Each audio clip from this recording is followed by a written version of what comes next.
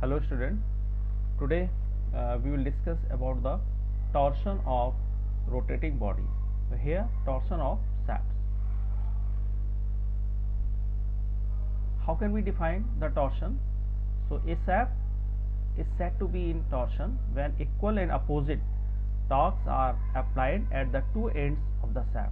Okay, the torque is equal to the product of the force applied, and this force is tangentially at the ends of a shaft and radius of the shaft. Okay, due to the application of the torque at the two ends, the shaft is subjected to a twisting movement, and due to this twisting movement, the shear stress and shear stress in the material of the shaft will develop. Now, the derivation of the shear stress produced in a circular shaft subjected to a torsion. Okay. So, here we can see a diagram. It's a front view, okay, and its side view. Is it? So, in this diagram, what are you seeing? In this diagram, you are seeing that a shaft is one end is fixed and other end is free. Okay. So initially this you are seeing this line CD, and initially you are seeing this line OD, which is the side view of this. Okay. So when a torque is applied, when a twisting movement is applied, torque and twisting movement both are same, and the unit of the twisting movement is the Newton meters. So you are seeing that when a T is applied, what happened? This D comes to this position D dash. Okay. Why? Because this end is fixed. Is it? So after applying this T, D comes to a point D dash. Yeah, you can say that CD will be CD dash, and in the side view, in the same way, OD line will come to the OD dash. Okay, and this angle is the theta, and this angle is the phi. Is it? So that is the diagram. So, and this figure is shaft fixed at AA and subjected to a torque T at BB. So you are seeing this AA and you are seeing also this BB. Is it clear? Okay. Now comes the second phase. So let R is the radius of the shaft, L is the length of the shaft, T is the torque applied, okay, and tau, it is the tau. Shear stress is indicated by the tau, and shear stress induced at the surface of the shaft due to torque, and you know this C is the modulus of rigidity of the material of the shaft. You know that all type of modulus are the property of a particular material, and this C symbol, sometime it is Z and sometime it is N. So three symbols of this modulus of rigidity: C, G, capital G, and capital N. So here it is C, and phi is the angle DCD dash, which is shear strain, and same way DOD dash, it is the angle of twist. Okay. So because this line, why it is the twist? Because one end is fixed, and when you will apply the twisting movement, what happened? It will not rotate, but a line will twist. So then this line CD will come to the CD dash. So that is the reason DD dash is the distortion due to torque T at outer surface. Okay. So shear strength at the outer surface, it is equal to distortion per unit length. So what is the distortion? It is the dd dash, and L is the length of the shaft. So all type of strain, you know what is the definition of the strain? This change in the length and original length. So in the same way, it is the distortion and it is the length of shaft. Okay. So because strain and shear strain something different. So in the previous classes we have already defined, okay, stress and strain, and also shear stress and shear strain. So it is dd dash upon cd, because cd is the length, and it is equal to tan phi, because it makes the triangle, na. So but tan phi is equal to phi, because phi is very small, you know, then tan phi is equal to phi. So shear strain at outer surface, it is equal to dd dash upon L. So it is equation 1. So the value of the dd dash, because it is a curve, so it is equal to OD into theta, and OD is the radius, R into theta. Put this value here, so it will equation 2. Okay. So phi basically it is the shear strain. So you can define the modulus of rigidity. So what is the definition of the modulus of rigidity? Shear stress induced and shear strain. Okay, so all type of modulus you can see that is stress and basically strain, but here it is the modulus of rigidity. So shear stress and shear strain. So shear stress is tau and shear strain is the already defined R theta upon L. So finally you can obtain third equation. It is tau upon R and is equal to C theta upon L. Okay. So now for a given shaft subjected to a given torque, the value of the C theta and L are constant. So shear stress is directly proportional to the radius R. Okay. So C, you know the modulus, length and theta is constant. So tau is directly proportional to the radius of the shaft. So what is the meaning of this equations? It means कि shear stress will be 0 at the center and it will increase at the outer surface. It means the shear stress will be maximum at the outer surface. Is it? Okay. So if a small q is the shear stress induced at a radius r from center of the shaft, so tau upon r is equal to a small q upon r. So tau r is equal to C theta upon L. So we can write in this way also equation. So it is, conclusion is, it is clear that the shear stress at any point in the shaft is proportional to the distance of the point from the axis of the shaft. So the shear stress is maximum on the outer surface and shear stress is 0 at the axis of the shaft. So you can see, you can understand this, you can apply this in the application also, because we already said that the use of the mechanics in the design. So when at the time of designing, it is important that we should remove the material at the center, because there is very less stress at the center, though there is no any requirement of material, lot of material in the center. So maximum strength at the outer surface of the shaft. So that is the application of this. Okay. So what are the assumptions for this derivation of the shear stress? The material of the shaft is uniform throughout. The twist along the shaft is uniform.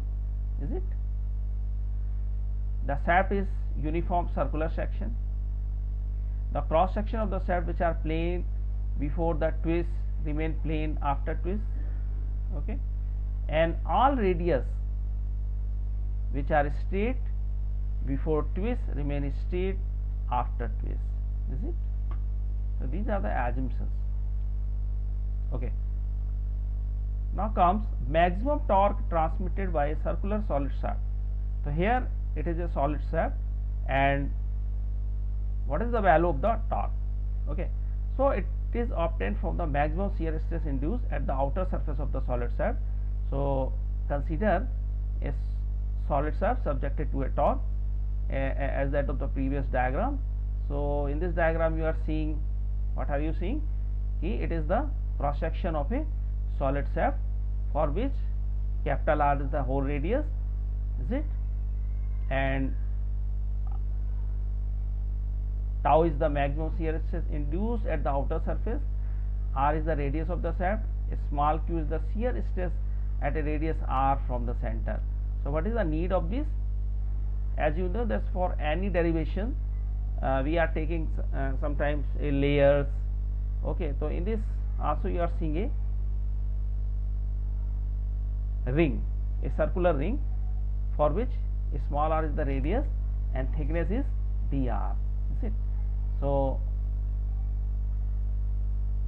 consider a ring, circular ring of thickness dr at a distance r from the center.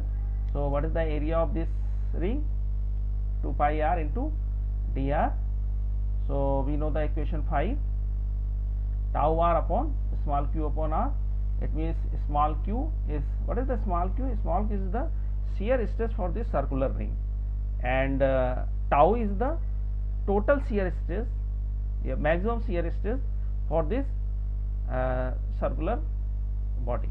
Okay. So turning force on this ring, so shear stress is calculated. So when you will multiply the area, then you can find the turning force, because Newton per meter square into multiply meter square, then it will be the unit of the force. So tau r upon r already calculated, okay, and it is equal to dA. So tau r upon capital R 2 pi r dr. So finally this equation will be in this way, is it. Now turning moment due to turning force on the elementary ring. Okay, so when turning force is on the ring, then what happened? Turning moment will be applied due to this turning force. So what is the turning moment? So you know all type of movement, whether it is movement or turning movement, the unit is Newton meter. It means force into distance. Okay, so here is distance in terms of the radius of this circular body. So turning force is already calculated, is it, and multiply by this distance, yeah, radius, because it is the circular body. So it is the equation, it is the equation number 6, is it. Now total turning movement is after, because now you have calculated the turning movement only for this circular ring. Now we will calculate the turning movement, total turning movement, yeah, total torque for this whole circular body. So what happened? What will you do? That you will take the integrations, is it. In the same way, here it is the integrations of this equations number 6. Okay, so tau and r and these 2 pi r constant, so integration only these terms. So integrations r4 upon 4. So finally it is pi tau r cube, is it, and the value of the r is d by 2, so it is dq by 8, and finally it is the equation, these turning movements, which is pi upon 16 tau into dq. So it is the maximum turning moment, yeah, total torque, yeah, turning total torque, yeah, maximum turning moments. Okay, so it is T, it is equal to pi by 16 tau dq, and its unit is Newton meters. Okay, now torque transmitted by a hollow circular shaft. So it is the hollow.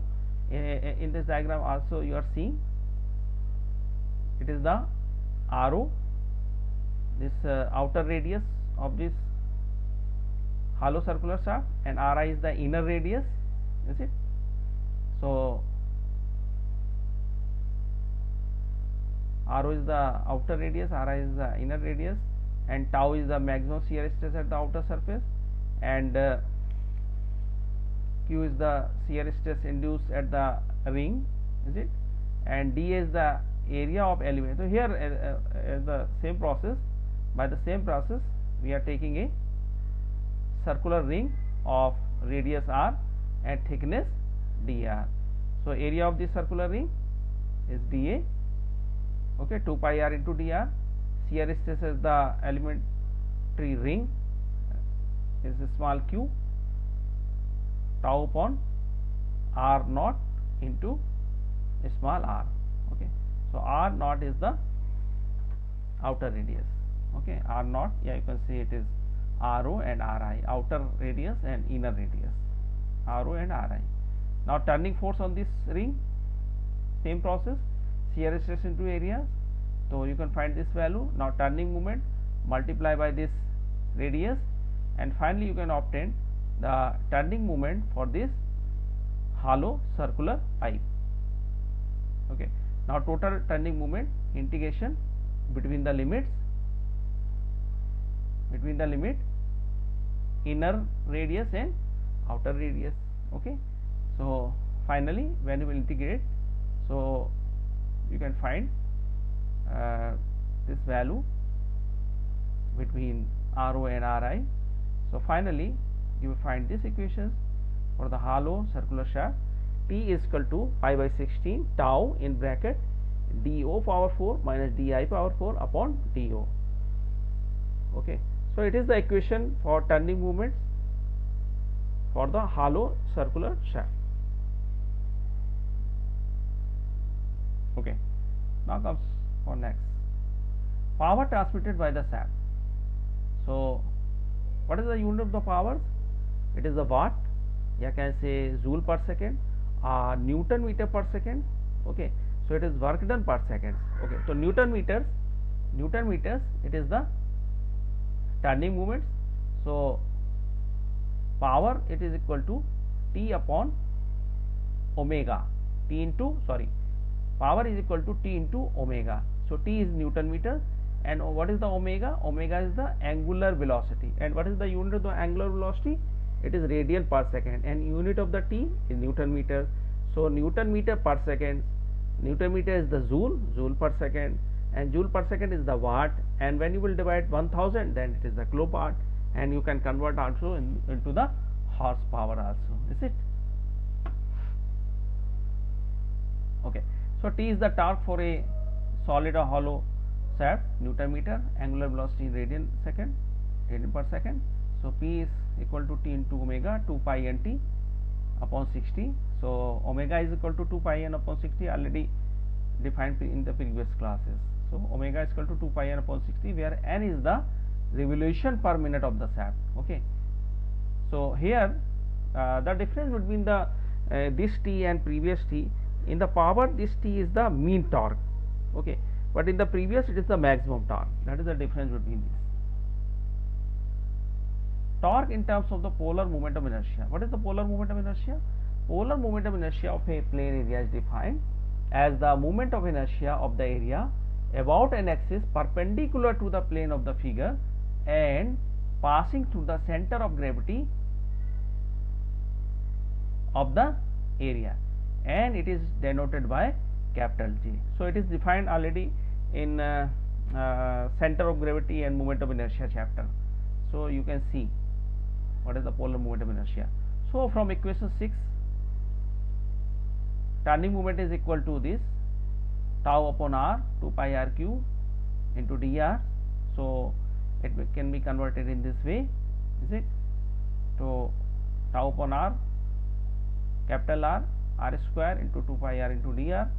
So because we know that area of this ring 2 pi r into dr, so we can write in this way also. Okay. So now total torque is equal to, it is basically it is for the solid shaft. Okay. Total torque is equal to tau upon r is constant, so r square dA, and this r square dA,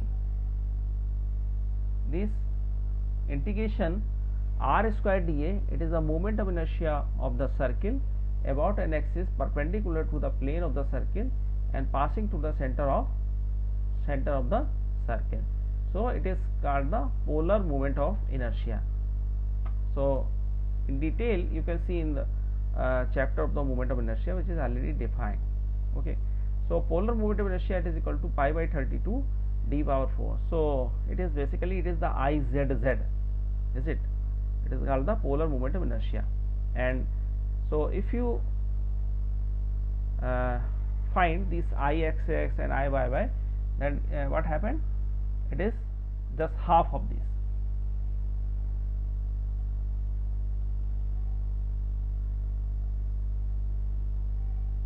Okay, so it is the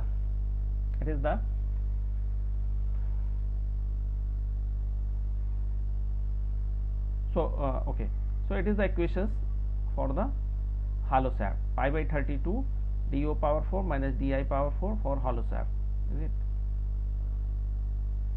So equation 9 becomes as T is equal to tau upon r into j, T upon j is equal to tau upon r. Okay, so finally this equation will be T upon j, tau upon r, and c theta upon L. Okay, so it is a combined torsion equations. So it is just similar the bending moment equation. So what was the bending moment equation? M upon I, sigma upon y, and E upon r. Okay, so in the same way it is T upon j, tau upon r, and c theta upon L, where c is the modulus of rigidity, L is the length of the shaft, and theta is the angle of twist in radians. Now what is the polar modulus?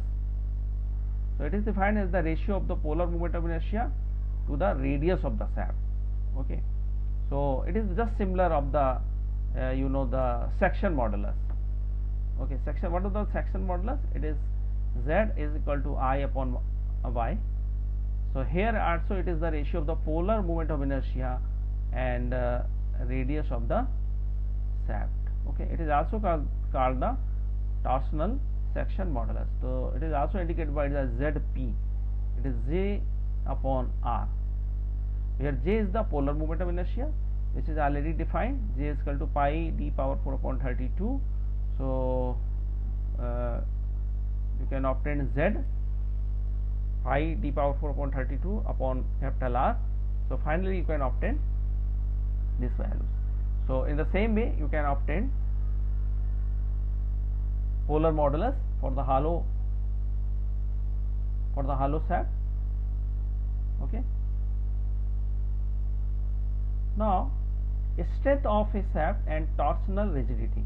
So the strength of a shaft means, what is the meaning of the strength? It means how maximum torque it can transmit. Okay, so the strength of a shaft, basically we can measure this how maximum torque, yeah, maximum power the shaft can transmit. So that is the strength of a shaft. Okay, and what is the torsional rigidity? Yeah, stiffness of the shaft is defined as it is the product of modulus of rigidity and polar moment of inertia. So it is equal to C into J. C is the modulus of rigidity and J, capital J, is equal to polar moment of inertia. So it is also called as the torque required to produce a twist of 1 radian per unit length of the shaft. So let a twisting movement T produce a twist of theta radius in a shaft of length L, then T upon J c theta upon R. So C into J is equal to T L upon theta.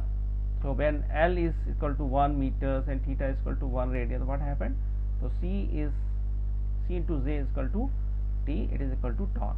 So it is equal to torque. So torsional rigidity is equal to torque.